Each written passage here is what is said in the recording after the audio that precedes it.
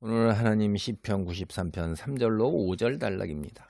시편 93편은 5절로 된 굉장히 짧은 시편이지요. 근데 이거는 하나님께서 세상을 다스리신다 하는 하나님께서 세상을 다스리는 통치자이시다 해서 그 무엇을 다스리는가 3절로 4절이 하나님께서 무질서를 다스리신다 하는 얘기고, 하나님께서 5절은 그 말씀, 법도, 율례, 그렇죠? 그걸로 이제 그것이 굳건하다 하는 얘기를 하는 거예요. 이 얘기는 무슨 얘기냐면, 우리가 시편 이 3권에서 그 세상 나라도 과연 하나님이 다스리는가, 하나님은 과연 존재하시는가, 뭐 이런 거에 대한 질문이에요. 이게 그 질문에 대한 답이죠. 여러분도 우리가 이제 이 세상 살면서 사실은 그 모든 사람에게 닥치는 고난은 다 동일한 거예요. 우리가 하나님의 백성이라 그래가지고서 그리스도인이라 그랬고, 교통사고를 안 당하거나, 뭐 전염병에 안 걸리거나, 질병에 안 걸리거나, 뭐 그러는 건 없잖아요. 세상에 닥치는 모든 재앙과 시련과 자연재해는 똑같아요. 우리를 피해가는 게 아니라고요, 그게. 그리고 특별히 우리는 더 부가 되는 게 있어요. 세상 사람들은 죄를 지어도 하나님께서 내버려 두시는데, 특별한 경우가 아니면. 근데 하나님의 자녀들은요, 백성들은, 그리스도인들은 죄를 지으면 하나님께서 그대로 두질 않으세요. 채찍으로 징계하신단 말이에요. 매를 드신다고요. 그러니까 우리는 더 힘들죠. 그게 무슨 얘기냐면, 부모가 자기 자식은 어떻게든지 살아보았으니까 너는 그 길을 택하지 말아라. 그래가지고선 말씀을 기준을 비춰서 올바르지 못할 때 꾸짖고 지도하잖아요. 그런데 내 자식이 아닌 다른 사람들이야, 그걸 어떻게 거기다 꾸짖고 뭐하고 그러세요. 그냥 바라만 보는 거죠. 그냥 혀만 차는 거죠. 쯧쯧하고 그걸로 끝나는 거죠. 아니면 그것도 관심도 없어요. 그러든 말든. 그래서 힘들다 이 말이에요. 이 땅 살아가는데 고단하고 힘들기는 인생이라는 게 마찬가지라 이 말이에요. 다만 그 믿음에 올라갈수록 그런데도 불구하고 평안을 누리게 되는 그 차지하는 게 커지는 거죠. 왜냐하면 세상의 것들에 이제 넘어서는 실력을 갖추게 되는 거예요.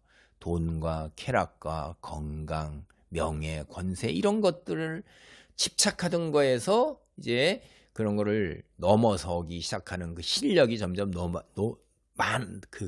감당할 수 있는 실력이 이제 고수가 되면, 뭐 그러던 말던 뭐 잠깐 이 또한 지나가리니, 아유 이 무상한 것들 그럼 영원히 누리게 될 거냐 뭐냐, 거기에 그리고 하나님이 살아계셔서 그렇게 하시는 것도 하나님이 허용하시는 거라는 확실한 믿음에 있기 때문에 그럴 수 있지. 그렇지. 그 뒤에 있는 소위 이제 목사님들이 가끔 말씀하시는 그 변장된 축복, 그 고난과 고통 속에 뒤에 있는 축복을 바라보면서 견뎌나가라. 참고 인내하는 가운데 잠깐 지나가리니 그 뒤에 다가올 영광은 말로 할 수 없는 것이다. 이런 거죠. 그러니까 평안을 누릴 수가 있는 거예요. 물론 괴롭고 힘들고 고통스럽죠.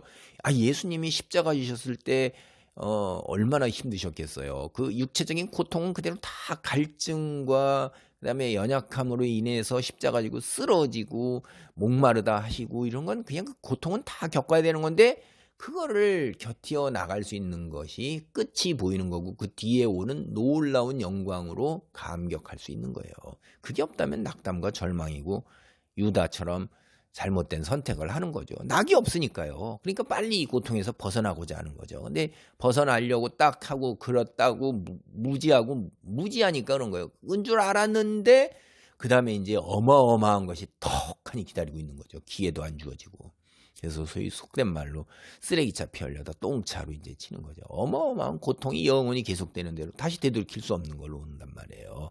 그래서 하나님을 말씀을 알고 지혜로운 자들은 이 땅에서 하나님께 믿고 의지하고 순종하며 나가면서 그걸 견뎌 나가는 거죠. 예수님처럼 이렇게. 그런데 이제 그게 평안을 누리면서 갈 수 있는 길이, 그게 하나님이 힘을 주시고 성령이 함께 하시니까 그런 거예요. 하나님이 다스리시니까 이게 그들이 다스리는 것 같이 보여도 이게 그런 약입니다. 그래서 하나님이 무질서를 다스린다 이 말이에요. 3절로 4절을 보겠습니다. 여호와여 큰 물이 소리를 높였고 큰 물이 그 소리를 높였으니 큰 물이 그 물결을 높이나이다. 아이고 이 큰 물이 3번씩이나 반복해서 나오네요. 이 큰 물이라고 이제 번역된 원래 그 히브리어 원래 단어의 기본적인 의미는 그게 강들이에요. 강들.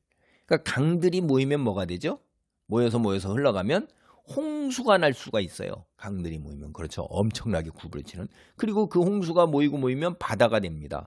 그래서 이제 영어나 우리 한글 번역이나 번역에 따라서 이 큰 물이라고 번역한 걸 강들이라고 이제 새 번역이나 공동 번역, 70인역 같은 건 그렇게 놨는데 혹은 이걸 또 바다라고 번역을 한 아가페 성경이나 현대인 성경이나 NIV나 유대인 성경은 이제 바다라고 번역을 했어요.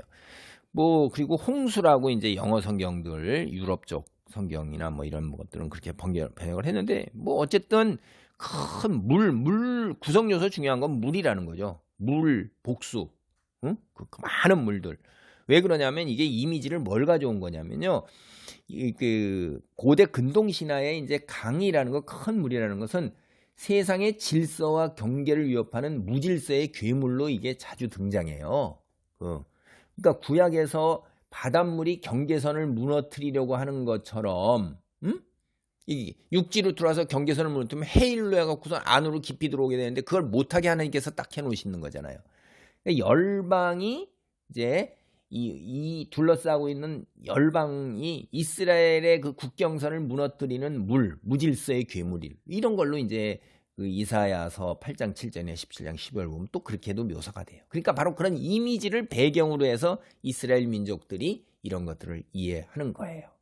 그러니까 큰 물이라는 것이 무질서의 괴물, 이방의 열방 세력 무력으로 쳐들어오는 그런 것들, 그런 것들이 소리를 높이고 그 소리를 높이고 물결을 높여서 일처럼 이렇게 온다 이 말이에요. 얼마나 묻겠어요. 이게 누구한테 오는 거예요? 여호와여 이스라엘과 언약을 맺은 이스라엘 백성을 보호하는 하나님께 그렇게 하는 거예요. 왜? 이스라엘 백성을 그렇게 위협하고 그러는 거는 결국 이스라엘 백성은 하나님, 여기 여호와는 언약 관계에서 하나님의 백성이고 하나님의 소유인데 그렇게 하는 건 하나님께 반역하는 거예요. 여호와께서 세우신 질서와 경계선을 위협하는 거예요. 여호와께서 이스라엘 백성을 하나님의 소유와 백성으로 가나안 땅에 정착시켜서 평안으로 번영으로 축복하신 그 자체를 위협하는 거란 말이에요. 그런데 높이 계신 여호와의 능력은 많은 물소리와 바다의 큰 파도보다 크니이다. 바다의 큰 파도, 지중해 혹은 많은 물소리, 홍수, 범람하는 광 이게 다 무질서잖아요. 열방의 세력. 그건 주님의 경계선을 위협할 수가 없어요. 왜? 하나님께서는 하늘에 계셔요. 그거 닿을 수도 없어요. 물이 아무리 높아도 하늘에 계신 하나님께 어떻게 닿을 수 있어요? 오히려 높이 계신 하나님의 능력이 많은 물, 큰 파도 이것보다도 더 커요. 더 권능이 있으셔요. 무질서 그 밑에서 무릎 꿇고 통제하고 하나님께서 다스리신다는 거예요. 하나님은 존재하는 모든 암흑의 권세, 어두움의 권세, 지금 나를 고통스럽게 하고 힘들게 하는 그 권세와 세력 위에 계시다 이 말이에요. 그겁니다, 이 이야기가. 그 다음에 이제 5절입니다. 여호와여 주의 증거들이 매우 확실하고 거룩함이 주의 집에 합당하니 여호와는 영원 무궁하시리이다. 온 우주의 통치자가 되시는 하나님께서 이스라엘과 언약관계를 맺어서 내 백성 삼으신 거예요. 하나님과 내 백성이라는 관계를 맺힌 증표로 하나님께서 그들에게 뭘 줬냐면 증거를 줬고 주님의 집을 주셨어요. 증거가 원래 그 말이라는 건 이제 문서인데 그 시편 119편을 보면 이건 율법의 의미로 이 증거 똑같은 단어를 13장. 율법이 뭐예요? 신의 산에서 하나님께 받았잖아요. 그 말씀이 다른 민족들은 없어요. 인간이 살아가야 할 도리, 그것이 지켜야 할 도리, 그 증거, 그게 바로 문서, 십계명 확실하잖아요.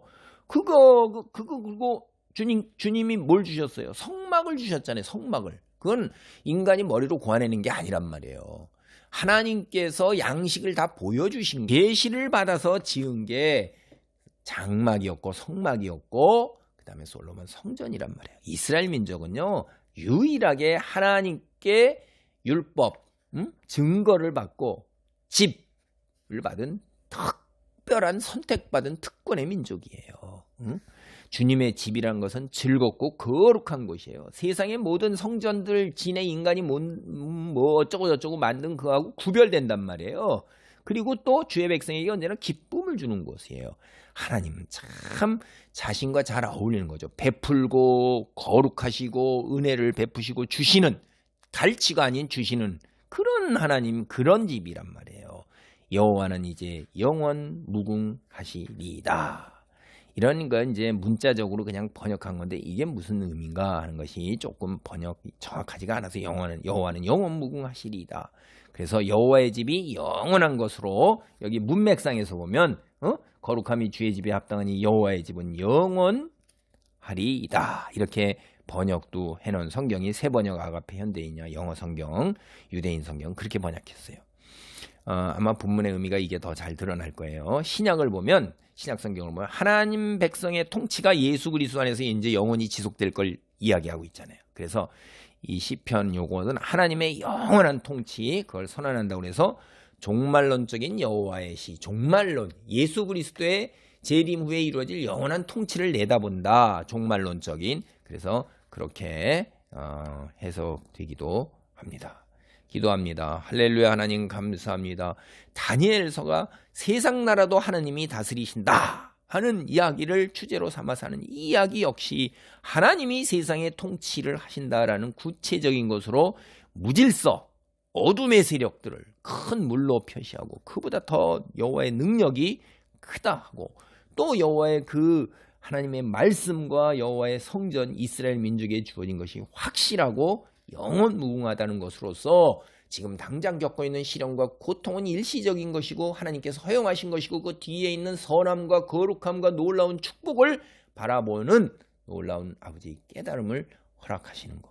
아버지 오늘 우리도 다시 한번 이 속에서 그런 놀라운 깨달음을 다시 한번 되새깁니다. 우리의 믿음이 시련과 고통과 처한 형편에 아버지 하나님이 흔들리지 아니하고 굳건하게 서면서 하나님 꿋꿋하게 하나님만 바라보고 나아갈 수 있도록 도우소서. 우리에게 힘을 더하시며 깨달음을 더하여 주옵소서. 예수님의 이름으로 기도하옵나이다. 아멘.